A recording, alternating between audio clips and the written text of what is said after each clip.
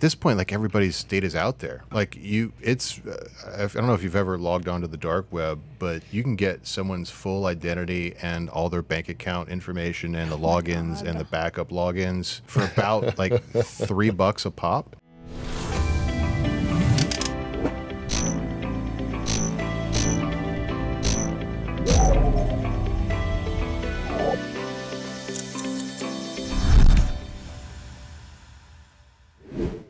There's this interesting new thing that they're doing this week, or not this week. It's a trend that's been documented this week, where, and I think it speaks to the conversation we were having about social media and all this, the ongoing conversation we have about security, where hackers are selling hacked police emails to those that are looking to exploit personal and delve into personal data, because the police emails can send fake search warrants asking for access to people's social media accounts, and the social media companies will just grant them free, unfettered access to their histories.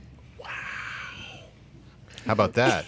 So what's very difficult in my field is trying to safeguard your clients against people taking their money, right? And there's a lot of people that are not tech savvy, and so many times we have things that happen. Like last week, I have a client who got a letter from the IRS telling her that she owes money and it's going to be sent over to this collection agency. Mm-hmm. The IRS is a collection agency. Like, who would they offload it to? So you know it's fake, right? Mm-hmm. So, but they look so official. And that's problematic because there's always someone trying to separate you from your hard-earned money. Right. And why would they work for it if they can steal it from you? Right, yeah.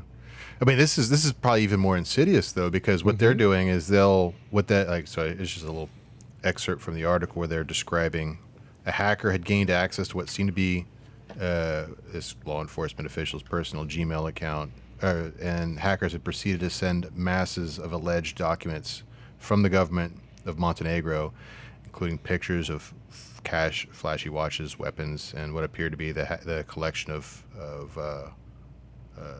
from the hacker's own collection and not the former prime minister's.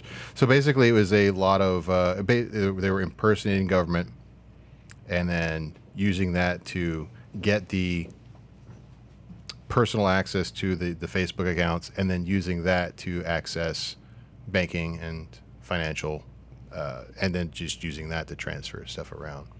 So being able to, know your last four of your social, being able to know the your dog's and your child's birthday, that gives you the ability to construct password hacking files so that you can basically gain access to anything either through brute force or through I forgot my password. Have you ever, either of you ever used one of those like identity services where they're like, give us your pay our membership fee and you can give out your social security number and you're safe forever? Like, I do the Experian one where experience like that, but that's usually just like tracking your credit report. So that tells you if somebody's opened a new account. I was talking about like, I guess there's an actor that was on like Modern Family. I think I can't remember his name, but he's like repping one now where it's like, here's my social security number and they can't hack me. Like Identity Guard or something like that. One of those things. I remember that. I'm curious if anyone has any experience in whether that really ever worked. If that ever helped them or not. I mean, I think at one point that would have been I think at this point, like everybody's data's out there. Like I don't know if you've ever logged onto the dark web, but you can get someone's full identity and all their bank account information and the logins and the backup logins for about like $3 a pop. Oh wow! The trick there. I would say the trick. The difficulty for hackers is not in stealing your personal data. It's how do you launder the money effectively without getting caught? Mm-hmm. I mean, because I can show you, I can log you into whatever the current version of Silk Road is. I haven't been on it long enough to even know the names of what the current ones are. But like you go into the site and they have this deal where, I mean, the